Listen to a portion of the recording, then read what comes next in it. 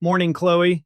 Wednesday, so we go deep. Three stories this week, and they all wear a clean label, but not one of them is really about what's in the jar. Okay, give me the three. One's a lie on the front of a bottle, one's a bug in a bag of greens nobody wants to talk about, and one's the grocery shelf quietly climbing inside a chatbot. Every one of them ends up in the same place, on your feed. Then start me with the lie on the bottle because I bought that bottle. So Kendall ran the UC Davis numbers this week, and they're ugly. The lab tested avocado oil across the category, and a big chunk of it's cut with cheaper oil or isn't really avocado at all. And it's not just the fancy cooking oil in the glass bottle anymore. No, that's the part that got me. It's bled into the chips, the mayo, the salad dressing. The stuff you grabbed because the front of the bag said avocado. It's an old scam wearing a 2026 price tag. Olive oil went through this 20 years ago. What's new isn't the fraud, it's that a real lab put a hard number on it and the number's in the news cycle now. And avocado oil built its whole shelf on being the honest upgrade. That's the part that stings. That's the whole tragedy of it. People paid up to get out of seed oils, and a chunk of them landed right back in seed oil with a nicer label. The premium got charged, the product didn't show up. So that's good for the honest brands, right? Finally, somebody proved it. Here's the trap. When a whole category gets caught, shoppers assume everybody's dirty, and that includes you. Nobody hands the clean brand a halo. You have to walk over and pick it up yourself. But how do you pick it up without sounding like you're throwing rocks at every other brand on the shelf? You don't throw rocks, you show receipts.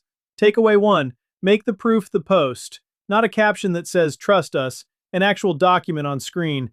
Film the third-party lab result the day it lands in your inbox. Hold it up. Read the number out loud. The certificate becomes the creative. The certificate is the creative.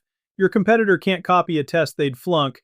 That's the whole piece of content, and you never had to name a single rival. Does that actually travel, though? A lab report sounds dry. It travels because it's the opposite of a claim, and people are drowning in claims. A number on a page from a lab nobody paid to lie reads as real in a way no adjective ever will.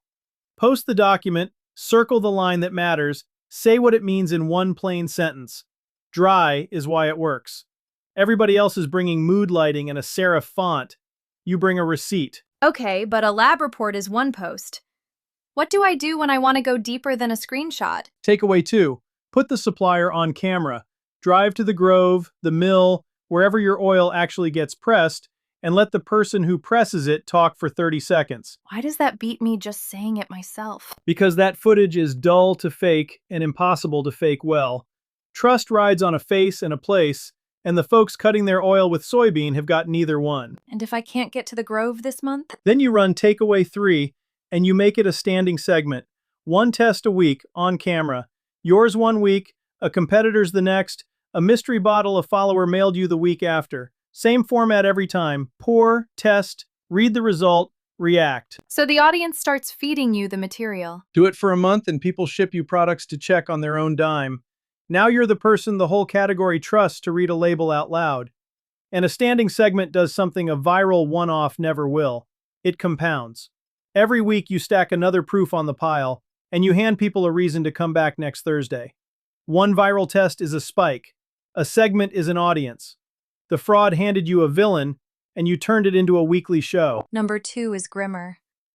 Jamie flagged a cyclospora outbreak. Michigan health officials tied 2 deaths to it, both people with serious underlying conditions.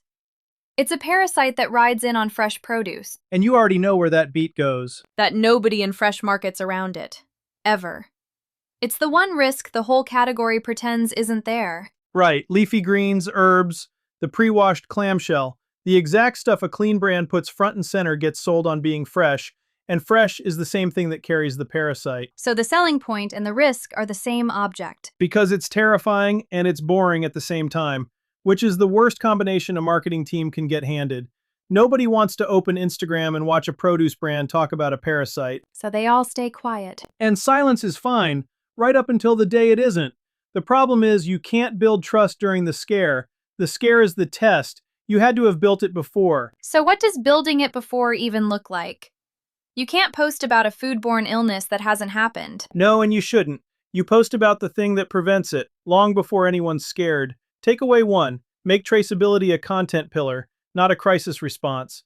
Show the wash line, show the cold chain, show the guy who checks the temperature logs. That's a lot of unglamorous footage. Unglamorous is the point. You're banking trust for a rainy day, and the boring stuff is what cashes. Give me a real version of that. What's a post that banks trust without being about a parasite? A 60-second walk of the cold room with the person who runs it. The temperature log on the wall, the date on the pallet, the wash tank with the water actually running. No script, no scare, just here's how we keep this clean, every single day. It's the least sexy video you'll shoot all month, and it's the one that matters the day the category gets a headline. You're not selling safety, you're showing your work, so nobody has to wonder. Okay, pillar 1 is the process. What about the people? Takeaway 2. Put a face on the farm before you need one. When a scare hits, people don't run from food, they run toward the brand whose grower they already recognize. So you introduce that grower on a calm week. On a good week, when the stakes are low and it's just a nice little Tuesday post, you're casting the person the audience will want to hear from on the bad day, and you're casting them early. And when the bad day actually comes? Takeaway 3.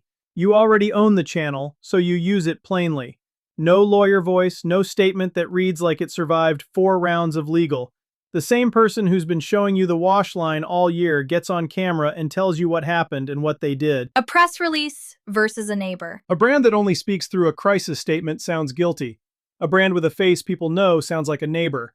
That difference gets built over months, and it's the cheapest insurance policy in the category. The brands that win the scary week are the ones who were boring on purpose for a year. The ones who lose it went silent for a year, and then hired a crisis firm on a Tuesday. You can hear the difference in the first 5 seconds. Last one, and it's the one that actually rattled me. Eddie put it near the top. Kroger shipped an AI shopping assistant. It builds your cart from a budget, a diet, a photo of your handwritten list. Sounds convenient. It does until you read the day 1 part. It's already got ads in it, pointed at Kroger's own house brands. Simple truth. Private selection. So the end cap moved. For 20 years, the fight was a shelf position in a physical store, and a little brand could at least win on the shelf with a better package. And now? Now, the first thing the shopper sees isn't a shelf, it's an answer. The retailer wrote the answer and stocked it with its own labels before it opened the doors. Discovery went pay-to-play at launch instead of a year in. That sounds like a wall. If the retailer owns the answer, what's a small, clean label brand supposed to do? Outbid Kroger? No, you'll never outbid the house. You go where the machine has to look outside its own shelf for an answer, and that's the open web. Meaning what exactly? Takeaway 1. Become the citable answer to a real buying question. Somebody asks an assistant for a clean snack with no seed oils. The machine pulls from whoever gave the clearest, most specific answer in public. So write that answer on something you own. How's that different from just doing SEO like everybody did for years? Same instinct, higher bar. Old search rewarded whoever stuffed the keyword and built the most links. The assistant rewards whoever actually answered the question, cleanly enough to quote. So you stop writing for a crawler and start writing like a person who knows the answer cold. A real take, a real number, a sentence a machine can lift without mangling. Vague brand copy is invisible to it. A straight answer is gold. So you're optimizing for the robot now instead of the follower. You're optimizing for both because they want the same thing. A straight answer from a real point of view. Takeaway 2. Get a human's name on it. The assistants cite people faster than they cite logos. Same thing the dailies have been saying all week. So the founder, not the brand account. The founder answering the hard question by name gets pulled into the answer. The brand page gets skipped. Put them on the record, on their own face, with an opinion worth quoting. And the dietary stuff, the no seed oil, the gluten-free, the exact thing clean label brands are actually good at? That's takeaway 3, and it's the crack in the wall. Those narrow constraint questions are exactly where you win, and the house brand goes vague. Build a whole content lane around them. No gums, no seed oils, 30 grams of protein, whatever your real edge is. Answer the small question better than anyone. Answer the narrow question better than anyone, in public, on channels you own, and you become the thing the machine reaches for when its own shelf comes up short. So the big brand's advantage is the budget, and the small brand's advantage is the specific. The house brand has to stay broad enough to sell to everyone. You get to be the exact answer for the one shopper who cares about the one thing. That's a fight you can actually win. Breadth is Kroger's job. Precision is yours. And precision is exactly what the assistant is hunting for. Because a shopper who asks for no gums and 30 grams of protein doesn't want a shrug. They want the one product that clears the bar. It's the only counter you can afford, and it happens to be the one you're built for. That's the food and beverage trend report for this week. One thread ties all three. You can have a genuinely clean product and still lose because a claim on a package shows nobody anything. If your feed is full of things you tell people and short on things you show them, that gap is the work I do. I make the content that shows it. Proof shots, the founder on camera, a series people come back for. 15 years of it for food and drink brands, Frito-Lay to Tia Lupita. Find me at gallucci.net or DM at galluccinet on Instagram or LinkedIn.